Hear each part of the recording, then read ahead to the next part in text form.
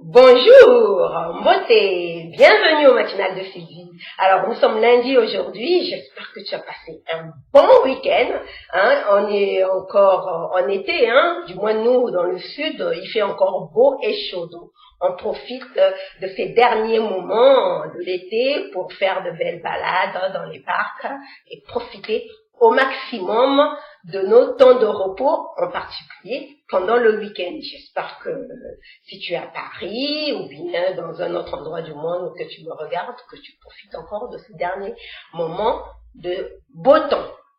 Alors aujourd'hui, j'aimerais te partager un sujet sur le mariage. Contrairement au titre que j'ai mis, où j'ai mis comment trouver un mari sans perdre son intelligence, je ne vais pas ici te partager des astuces sur comment trouver un mari. J'estime que tu es assez grande et assez intelligente pour trouver ton mari par toi-même.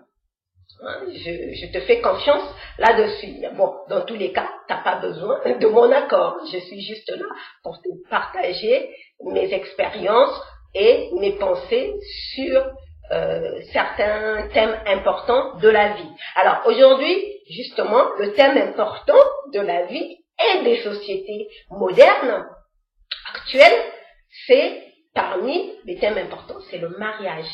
Est-ce que tu fais partie de ces personnes qui accordent une grande priorité au mariage? Est-ce que tu fais partie de ces personnes qui considèrent que si elles ne se marient pas, elle est handicapée? Est-ce que pour toi, le fait de ne pas trouver un mari dans ton existence est considéré comme un échec? Tu le considères comme un échec de ta vie personnelle. J'en parle parce que récemment, sur mon fil d'actualité Facebook, j'ai lu une publication où c'était marqué « Les femmes intelligentes ne trouvent pas de mari, ou bien ne trouveront pas de mari. » Alors, ça m'a fait réagir, et parce que je trouvais que au 21e siècle, on est au 21e siècle, on n'est pas au 19e ni au 18e siècle, mais on est au 21e siècle. Et que certaines femmes pensent encore que leur vie ne s'accomplit qu'à travers un mari.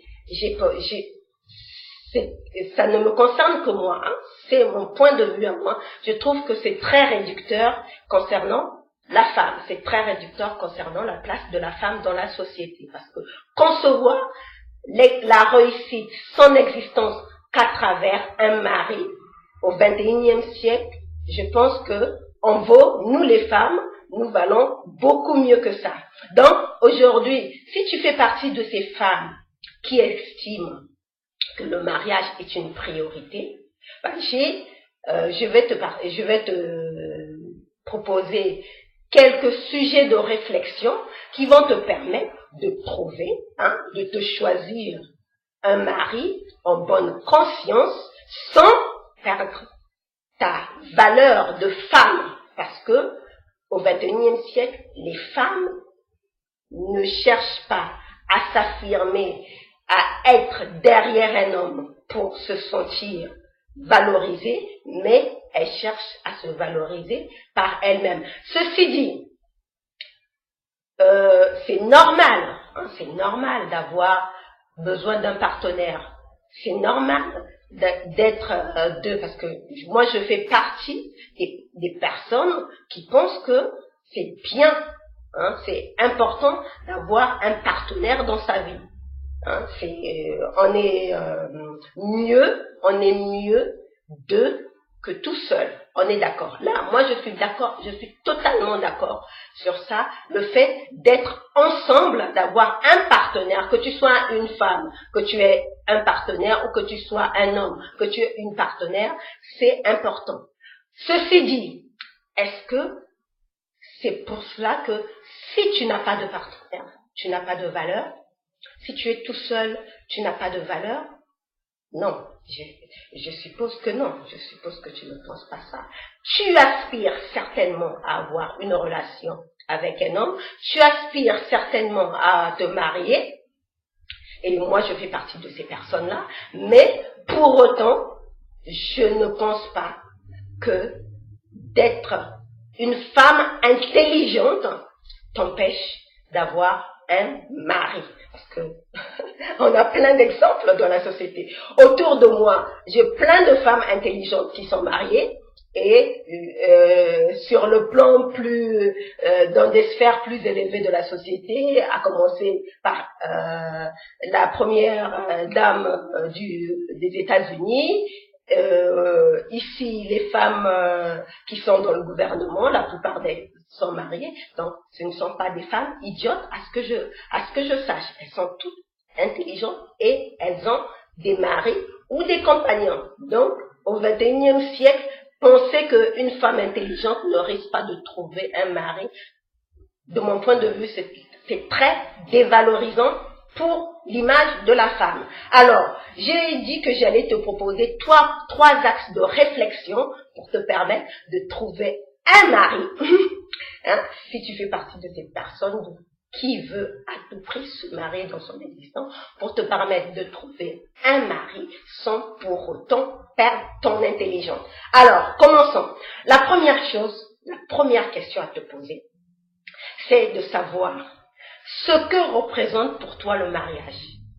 Est-ce que pour toi le mariage, c'est juste une institution qui se manifeste par une cérémonie grandiose ou bien une cérémonie à la mairie avec une bague au doigt, une grande fête avec la famille et les enfants et puis une case à cocher dans un formulaire administratif?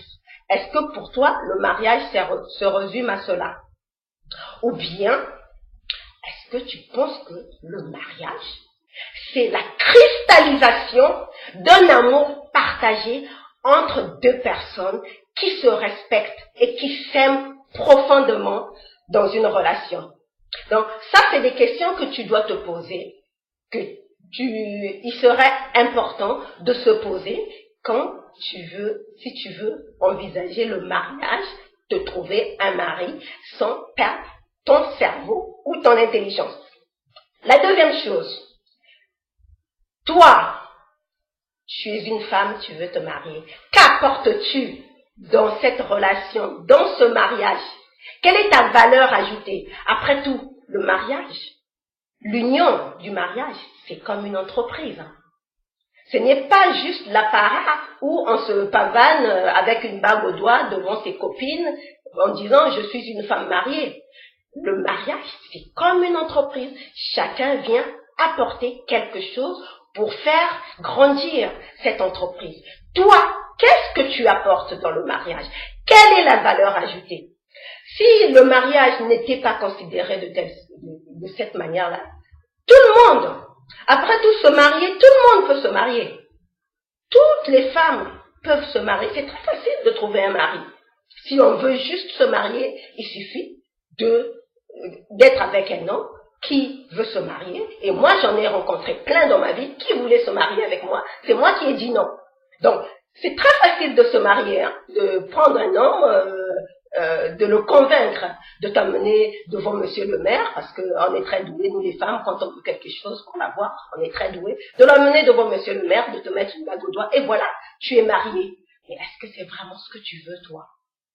Donc, si tu considères le mariage comme quelque chose, une union sacrée dans laquelle il y a un partage d'amour profond, où on crée quelque chose en commun pour faire prospérer, pour faire grandir cette union, pour créer comme une entreprise. Tu considères le mariage comme une entreprise dans laquelle tu apportes quelque chose, une valeur ajoutée. Tu n'es pas qu'une femme avec un beau corps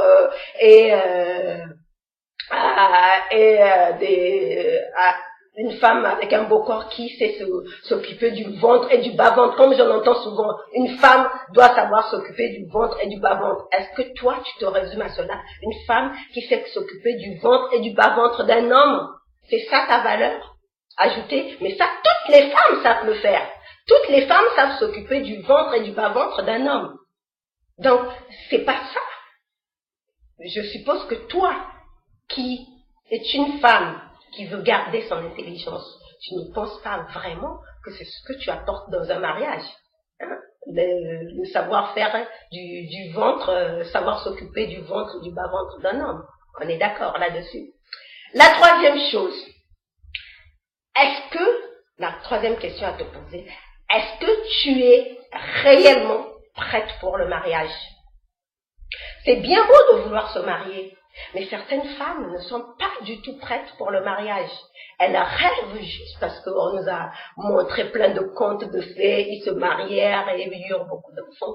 On est toujours dans cet imaginaire, la robe blanche, les paillettes, on rêve de se marier. Mais certaines femmes ne sont pas du tout prêtes pour le mariage. Est-ce que toi, tu es réellement prête pour le mariage? Ça, c'est des questions que tu ferais mieux de te poser avant de te lancer dans l'aventure du mariage. Ensuite, une fois que tu sais que tu es réellement prête pour le mariage, donc on passe à la quatrième. J'avais dit 3 astuces, 3 questions, mais je pense que la 4e question s'impose. Es-tu vraiment faite pour le mariage? Parce que comme dit j'ai une sœur que j'aime beaucoup, qui a une réflexion très sensée là-dessus, qui dit, le mariage est pour tout le monde peut se marier, mais le mariage n'est pas fait pour tout le monde.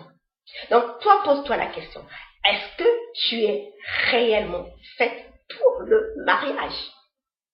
Et pour répondre à ces questions, tu peux te référer au questionnement précédent, à savoir que représente le mariage pour toi et qu'est-ce que tu es prête à apporter dans le mariage et est-ce que tu es réellement prête pour le mariage et si tu es prête pour le mariage, est-ce que tu es vraiment faite pour le mariage?